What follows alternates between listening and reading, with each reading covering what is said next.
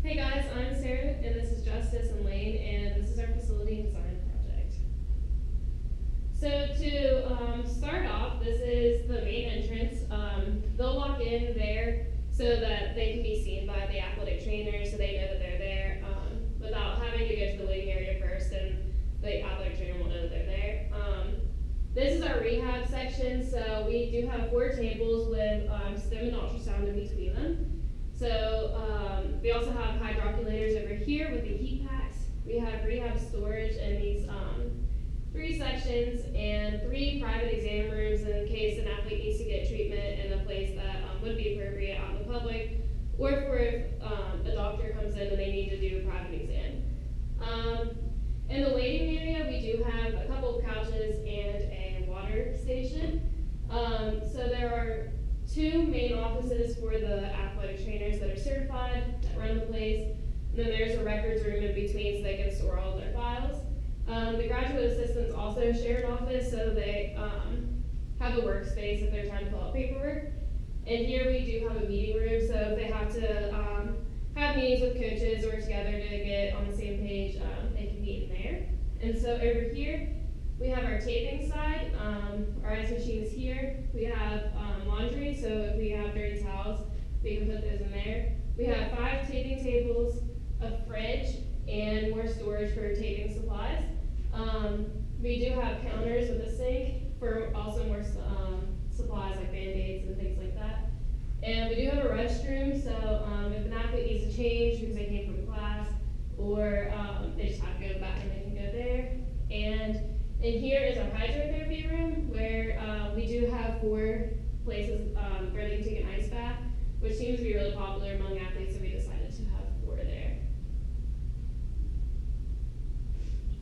The dimensions of our facility is 32 feet by 27 feet, which is a total of 1,184 square feet. Our staff contains 2 full-time athletic trainers, 3 certified graduate assistants, and 4 AT students of the junior and senior level. Our operating hours are Monday through Friday, 8 to 12 p.m. and 2 to 6 p.m. Saturdays and Sundays will vary depending on practice or game schedule. And we will open 1 hour pre-practice and 2 hours pre-game. So our services include daily rehab, so this would just be if an athlete is injured, they can come in and get their rehab through the ATs or the GAs. Then you can get pre and post practice rehab and treatment, so this would be if an athlete would want heat packs before practice or stim or taping, and then after practice would most likely just be ice. We do cover practice and games for the safety of our athletes, and we will treat any walk-in acute injuries or emergency situations because we would be able to treat those or get them where they needed to go. We anticipate 5 to 10 athletes an hour during our assigned treatment times, and that would be a total of 22 to 55 seen daily. It really would just depend on the injuries and that kind of stuff, and this would be this would not count our pre-practice treatments and our taping. So the traffic flow, there will be a maximum of 10 athletes permitted in the treatment room at any given time to allow people to have room to do their rehab exercises and for the staff to have more room to do their treatments with athletes and move around without trying to fall over athletes and that kind of stuff. So the athletes should use the waiting area instead so that they're out of the way. So Lane's going to talk about the flooring now. For our flooring in the treatment room, we have charcoal carpet squares to prevent stains and any slippage.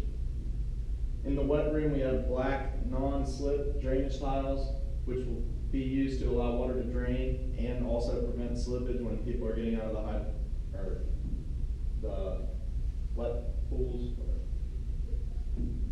In our taping area, we have sheet vinyl with a low amount of seams to allow for a more sterile environment. Liquid products are utilized in this area which require an easy cleanup.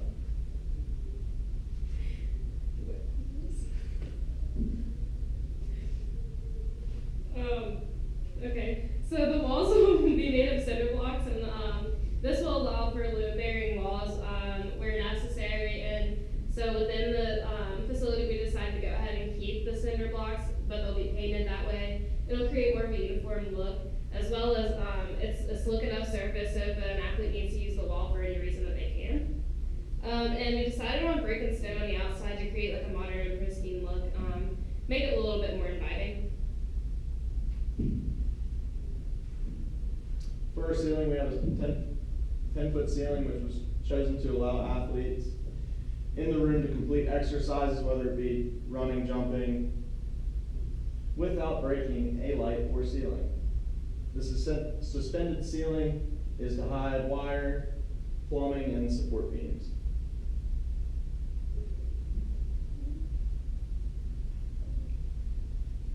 So the ventilation, we decided to go ahead and have multiple controls for each room and keep each area at the desired temperature based on the room's environment. So we wouldn't keep the rehab room as warm as we might keep the taping side, because if athletes are trying to do exercises, then they might overheat. So we would try to keep that a little bit cooler, as if somebody would be exercising in a gym. We also decided to keep a humidifier and dehumidifier to prevent viruses and bacteria and fungi from easily surviving in our air in our facility. That would also be to protect our athletes and ourselves from anything, from getting sick or infections and that kind of stuff. Our electrical outlets will be located at each modality stand and will get inspected annually to make sure there's no shorts, nothing will blow up, good things like that. Our hydrotherapy room has GFIs, which are ground fault interrupters in case of contact with water, and they're located at least 3 feet above the floor. For our doors, we will have a ramp that will be accessible to the entrance of our facility. There will also be stairs for people who don't want to use the ramp. The ramp is mainly for people that have to do wheelchairs or crutches. And then all doorways comply with ADA regulations. Emergency strategies. There will be an emergency action plan will be designed by the staff members and practiced every 6 months.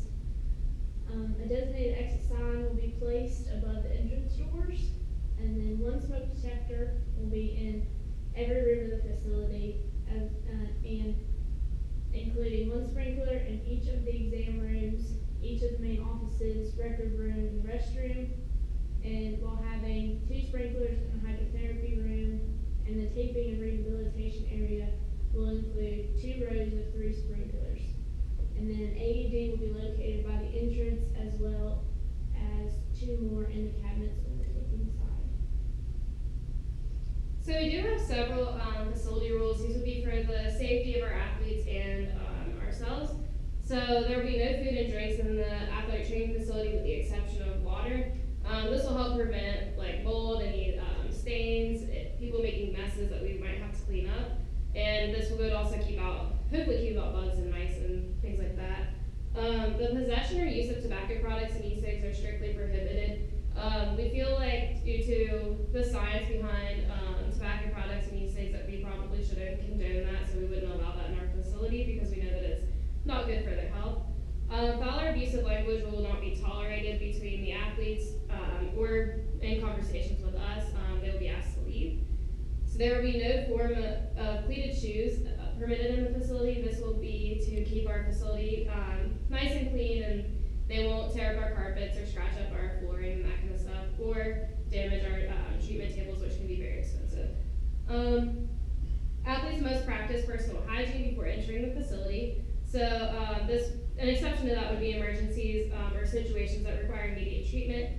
Otherwise, we do ask that athletes take a shower before receiving treatments after games or practice, because we'd like to keep the facility as clean and sterile as possible for our other athletes. And due to a condensed space, athletes should not loiter. If they're done with their treatments, they should leave, or they should, if they're waiting for a treatment, they should just utilize the waiting area again. Athletes should go to the waiting area when waiting on their appointment, but they should first check in with their designated provider, which is why they have to walk through the treatment area first, so that they can be seen if the athletic trainer is busy with someone else. The usage of all supplies, equipment, and modalities must be approved by a member of the athletic training staff. That includes tape, because there is a budget for a reason, and safety. So you wouldn't want an athlete just hooking themselves up to e-stim because they don't know the contraindications of what could go wrong there. And tape is really expensive, and we don't have a budget to just provide tape for everybody that wants it. So supplies such as tape, foam rollers, and other things should not be removed from the facility for that reason. We can't replace them, and oftentimes when they leave the facility, they don't make it back. Shoes should be removed before using the treatment tables, and this would prevent the tables from getting dirty or torn. Cell phone usage should be limited because we can't have a conversation with you about what's wrong or ask if your treatment is okay if you have your headphones in or if you're talking to somebody else or not paying attention altogether. And this is also kind of a HIPAA violation. If an athlete starts taking pictures of other athletes in the athletic training facility, then other athletes' rights are violated. And if a mess is made, we ask that the athlete would clean it up or kindly ask a member of the athletic training staff for instructions. So if they make a mess and stain the floor, they might try to go for the bleach and bleach out the carpets instead of using an appropriate cleaner. And these are our references. Thank you.